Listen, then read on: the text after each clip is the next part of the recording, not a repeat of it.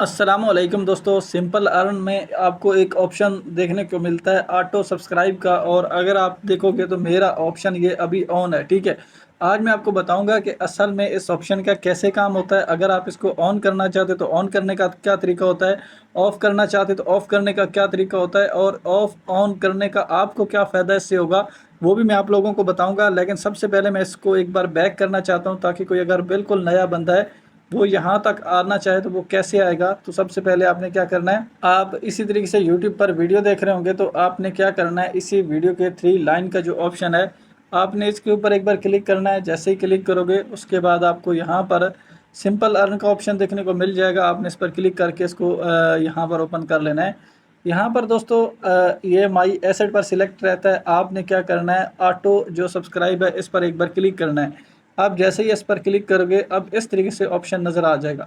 अब यहाँ पर ये जितने भी पेयर नज़र आ रहे हैं, हो सकता है कि ये पेयर आप लोगों को नज़र ना आए, क्योंकि यहाँ पर ये जितने भी पेयर नज़र आ रहे हैं ये सारे मेरे अर्न सेक्शन में है, सिंपल अर्न में है। ठीक है, इसलिए और ये ऑन है। ठीक है, इसका मतलब ये है कि यहाँ पर ऑटो सब्सक्राइब जो इसका सब्सक्राइब है इन सारों का ऑन खड़ा हुआ। ठीक है, अगर मुझे ऑफ़ करना है, सारों का ऑफ़ करना है तो यहाँ पर क्लिक करके मैं इसको ऑफ़ कर सकता हूँ, या अगर किसी एक का बंद करना है तो यहाँ पर मैं क्लिक करके इसको ऑफ़ कर सकता हूँ। ठीक है, अब यहाँ पर चलिए एक बार ऑफ़ करके दिखाता हूँ, फिर मैं आपको इसका बताता हूँ। यहाँ पर इस पर मैंने क्लिक किया, अब देखो TRX का मैंने ऑफ़ कर दिया। अब इसका मतलब क्या है, इसका मतलब ये है कि अगर ये ऑन रहेगा तो मुझे एक तो डेली का जो भी मेरे ये जो स्टेकिंग पर लगे हुए हैं इनसे जेल जो डेली का रिवार्ड बन रहा है वो ऑटोमेटिक जो है वो स्टेकिंग पर लग जा रहा है। ठीक है, और मतलब उससे फिर जो रिवार्ड बन रहा है वो भी स्टेकिंग पर लगता जा रहा है। तो ये ऑटोमेटिक मुझे डेली आकर इसे स्टेकिंग पर नहीं लगाना पड़ता। दूसरी बात ये है कि जैसे ये TRX का मेरा ये ऑन है, मिसाल के तौर पर समझा रहा हूँ,